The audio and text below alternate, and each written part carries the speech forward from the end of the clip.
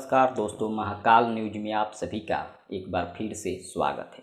दोस्तों, खेसारी लाल यादव के कुछ ऐसे क्रेजी फैन हैं जो खेसारी लाल यादव के लिए जान भी देने को तैयार हो जाते हैं। खेसारी लाल यादव के लिए कुछ भी करने को तैयार हो जाता है। अगर खेसारी लाल यादव जी को कोई उल्टा सीधा बोल देता है, उसके घर पर पहुंच जाते हैं खेसारी लाल यादव के फैन और खेसारी लाल यादव के लिए बिहार तक बंद कर देते हैं। उन्हीं में से एक ऐसा फैन आपको दिखाने वाला हूं जो खेसारी लाल यादव जी का अपने सीने पर टैटू बनवाया है, जो कि आप लोग देख सकते हैं।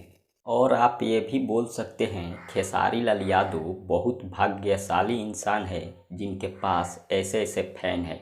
अगर ऐसे ऐसे फैन खेसारी जी के पास नहीं होते तो शायद भोजपुरी इंडस्ट्री से खेसारी लाल यादव को भोजपुरी इंडस्ट्री के कुछ लोग जो हैं भगा दिए होते। लेकिन अपने फैन के दम पर खेसारी लाल यादव जी हमेशा जीतते हैं और जीतते आ रहे हैं। फिलहाल इस फैन के बारे में आप सबका क्या राय है, कमेंट करके ज़रूर बताइए। मिलते हैं अगले वीडियो में। धन्यवाद।